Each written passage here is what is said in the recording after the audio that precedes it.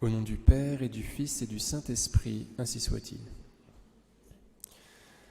Chers amis, nous fêtons aujourd'hui Saint Pierre d'Amiens, qui fut évêque d'Ostie au XIe siècle et qui fut un des grands défenseurs du pape dans sa réforme du clergé, parce qu'à l'époque, le clergé se comportait bien plus mal que celui d'aujourd'hui, à vrai dire. Et donc le pape avait entrepris des réformes qui déplaisaient beaucoup, bien sûr aux prêtres, et puis aux évêques. Et il avait comme allié Saint Pierre d'Amiens, qui n'avait pas le droit de s'approcher de Rome. Le pape lui avait fait comprendre qu'il risquait sa peau, voyez.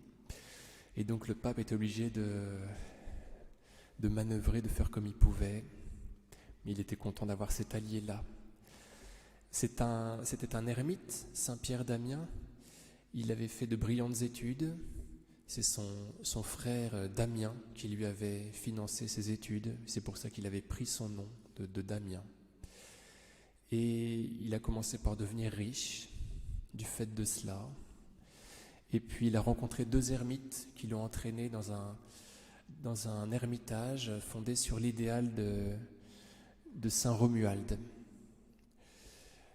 Donc il s'est fait ermite, il a eu le temps de puiser toute une grande force qu'il a pu ensuite déployer au service de l'Église, un petit peu comme le Seigneur Jésus qui passe 30 ans à Nazareth, avant de déployer toute cette force qu'il a puisée à Nazareth en 3 ans de vie publique.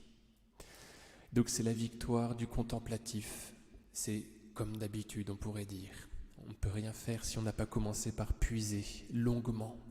C'est comme ça qu'on fait vraiment entrer le Christ dans le monde, qu'on est sel de la terre. Alors, le monde a besoin de sel, et ne nous méprenons pas, bien évidemment, qu'il y a cette signification-là du goût. Il faut que nous sommes le goût du monde. Sans le Christ qui passe par nous, le monde est sans goût, bien évidemment, mais c'est plus que cela. Le sel, c'est un conservatif, c'est-à-dire que s'il n'y a plus de sel, le monde meurt. Nous sommes sel de la terre, et cela signifie que la terre n'est point détruite par la colère de Dieu, qui est une colère d'amour, évidemment, mais une colère quand même, grâce au fait que nous habitons la terre en tant que sel. Nous sommes le conservatif de la terre. Donc c'est une question de vie ou de mort. Si nous ne sommes pas sel, eh bien, il en est fini du monde. Alors comment est-ce qu'on pourrait être sel ? Tout simplement en étant en contact avec Dieu. C'est ce que dit le Seigneur Jésus dans l'Évangile selon saint Marc. Il dit le sel, tout homme sera salé au feu. Tout homme sera salé au feu. C'est dans l'Évangile selon saint Marc qu'on trouve cela. Alors cela pourrait vouloir dire plusieurs choses. D'abord, 2 choses. Simplement, tout d'abord qu'il s'agit pour l'homme d'être en contact avec Dieu, parce que le feu, c'est Dieu. Comme dit Origène, celui qui est près du Seigneur est près du feu.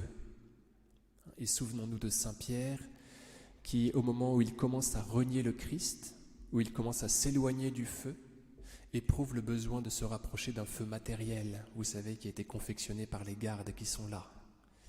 Et quand il se rapproche du Seigneur Jésus, après sa résurrection, il se retrouve auprès d'un feu. Il y a un feu entre lui et le Seigneur Jésus. Donc le feu, être salé au feu, cela signifie être en contact avec le Seigneur Jésus.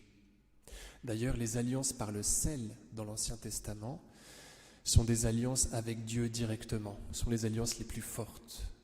Les hommes se retrouvent à manger du sel avec Dieu et cela signifie une union forte d'eux avec le Seigneur.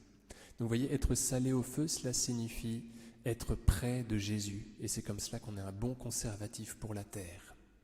Alors autre chose, le feu pourrait aussi signifier le titillement quotidien, les petites épreuves. Vous voyez, le sel se présente souvent comme le sable.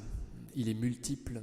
Donc ce sont toutes les petites contrariétés que l'on rencontre, en fait, qui font que Dieu peut nous habiter. Je suis contredit pour que le Seigneur m'habite. Je suis contrarié dans mes projets pour que le Seigneur puisse prendre plus de place. Donc c'est très simple, vous voyez, être salé au feu, c'est accepter toutes les contrariétés. Et de cette façon, je deviens sel de la terre. Voilà, j'accueille cette personne que je n'avais pas prévu de rencontrer et je passe un temps avec elle. Je patiente à ce feu rouge. Je vis 2 jours avec ce mal de gorge qui me gêne, vous voyez, c'est ça le salage au feu, tout simplement. Et cela permet au Seigneur de nous habiter plus. Vous voyez, on est contredit dans notre être à nous pour être plus investi par Dieu. Et à ce moment-là, on devient sel de la terre. Vous voyez, le salage au feu. Donc, Saint Pierre d'Amiens le fut éminemment, bien sûr, sel. Il nous revient de l'être, nous aussi, tout simplement, en étant unis à Dieu et en acceptant, autant que possible, les petites contrariétés qui sont là pour que Dieu pénètre plus à l'intérieur de nous. Au nom du Père et du Fils et du Saint-Esprit, ainsi soit-il.